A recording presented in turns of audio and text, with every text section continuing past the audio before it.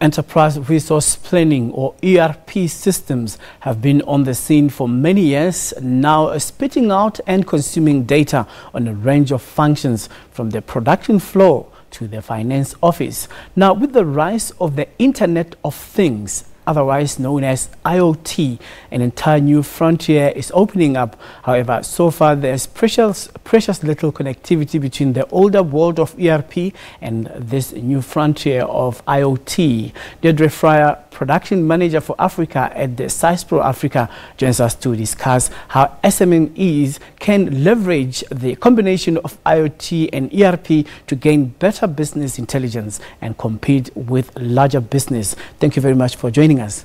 Thank you for having me. We seem to be talking acronyms here, but when you explain them in just simpler terms, what do they mean? So really, when we unpack IoT, it's about taking that mobile application, those every day-to-day applications that we all utilize and that machinery that we utilize every day, and connecting it in a virtual world to back-end systems and information systems. But then when you get into the thick of things, how are they applicable from the virtual world to the intricacies of production on the shop floor?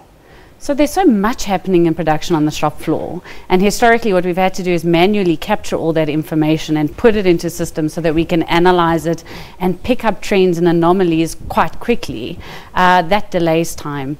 So by bringing in that integration, by connecting that machine on the factory floor straight into our ERP system, what we can now start to do is focus on the things we need to focus on and pick up that information quicker and react and be more proactive in the organization. As you talk to me, I'm imagining a shop floor with a lot of machines, some of them automated and others operated manually. Correct. But then when it comes to processing the production levels, how do you ensure quality management and quality assurance? Well, if we've got sensors and we're picking up and we're doing spot checks utilizing those sensors on the machines, and we can straight away feed that into an algorithm or into a predictive analytics into a system, what we can then start to do is we can start to see the results or the impact of that quicker. So it's going to improve that quality check. It's going to put the result out quicker for us so that we can react and, if necessary, correct it quicker. It looks like it's something that has to do with high frequency data. So when we bring it closer to home, when you get to the factory floor, what kind of an example can you give based on a product that is being manufactured? So let's take it a little bit out of the factory, because sometimes that always helps. So if we take, for example, our cars every day our cars are picking up where we are, our location, our navigation. And by taking that information and feeding it into a system, what we're able to do is suddenly connect it to weather patterns, provide warnings, and we see that even from being able to pick up an accident and suddenly know where people are and start to build trends from that. So we can take it down to the simplicity, or we can take it up to that fast-moving angle as well. So what kind of businesses are we talking about? Any. It's not limited, whether we're starting in manufacturing or we're going to distribution. Every business is dealing with devices on a different level. And the device may be as small as we utilize every day with our cell phones, to something big, to a truck that's actually out in a construction site or in a plant or in a mine. That variety changes. Looks like very, very complicated and expensive. So what kind of businesses should actually leverage on these kind of devices? Should they be at startup level, or is it a company that is already operational? Well, I think the challenge for a lot of companies that are already operational is they've potentially had machinery and equipment for a longer time where they didn't have the technology capabilities. So for startups, what's really nice is that they can actually now utilize and look at machines that already have that technology in, and they can start to leverage off of that straight away. Whereas longer established businesses, you know, it's a lot to have to sometimes replace that equipment and therefore get a return or ROI. So I think a lot of small or medium or new startups are actually in a better position to integrate their technologies and start to be able to focus on what they need to from a business perspective. But older companies need to move with the times. For and sure. The issue of change and change management could be a very, very serious challenge.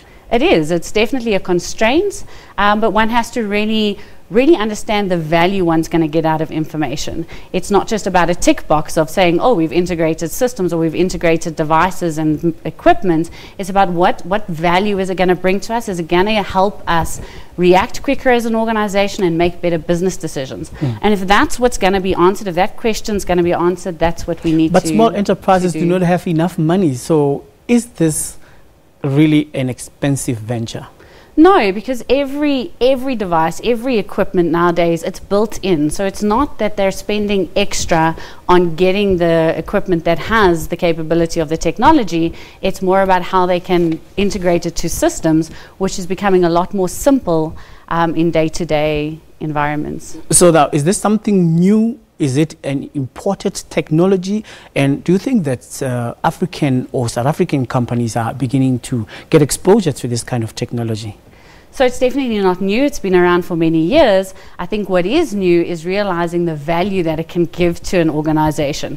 And I think that's why businesses are starting to pay more attention to it, because IoT, at the end of the day, one thing it does do is it helps us bring us closer to our customer on many different levels. And that's really what a lot of businesses want to aim for. You know, if a lot of businesses should aim for this, it means that just not any Tom, Dick and Harry or Zama, Alicia or whoever can just walk to that company and say, I'm looking for a job and you can start today, start working.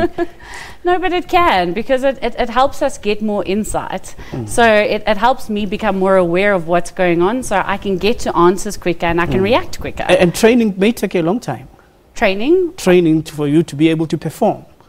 No, I think it reduces it, if anything, because in a lot of ways, what systems are doing is they're taking away a lot of the groundwork or the admin work and allowing us to focus on the burning questions and the answers. All right. Thank you very much for your time. And I believe that it's only young people who can work with that, because, you know, kids are very good with cell phones. All right. Thank you very much.